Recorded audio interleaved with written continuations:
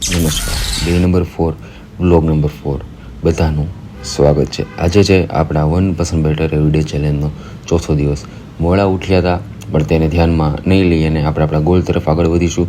તો આપણે પાણીને શાંતિથી ઇન્ટેક કર્યું છે, આપણે રોજ ઇન્ટેક કરીએ છીએ. અને ત્યારબાદ આજે ચોમાસું એવું હોય છે તો આપણે રોજ સનલાઇટમાં નથી જઈ શકતા, પણ આજે સનલાઇટ હોવાથી આપણે થોડીક વાર માટે સનલાઇટમાં આપણે બહાર જવાની માટે નીકળશું. સનલાઇટ શા માટે ઉપયોગી છે? કારણ કે સૂર્યપ્રકાશ માનવ સ્વાસ્થ્ય માટે ખૂબ જ જરૂરી છે. મુખ્યત્વે કારણ કે શરીરને વિટામિન ડી ઉત્પન્ન કરવામાં સક્ષમ છે અને તે હાડકાં સ્વસ્થ રોગ પ્રતિકારક શક્તિ આપે છે. માટે sunlight is a most important thing. ત્યારબાદ સ્ટ્રેચિંગના 2 ફોર્મ આપણે ટ્રાય કર્યા.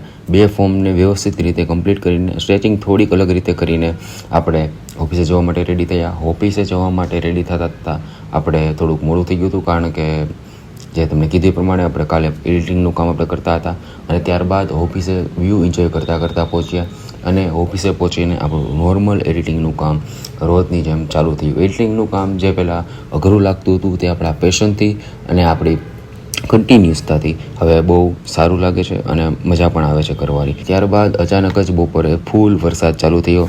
આ રાજકોટ રંગીલું પણ છે અને સાથે સાથે ઘણા બધા રંગો પણ ધરાવે છે.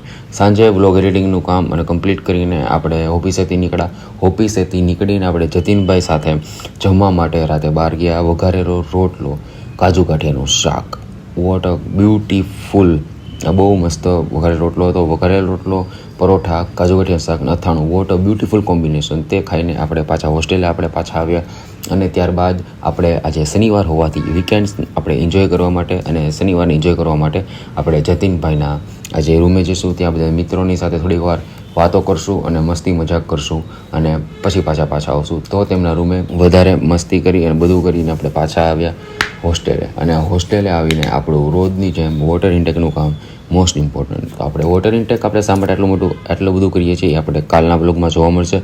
તો આજ માટે આટલું જ. Justin Bieber સ્વેગ.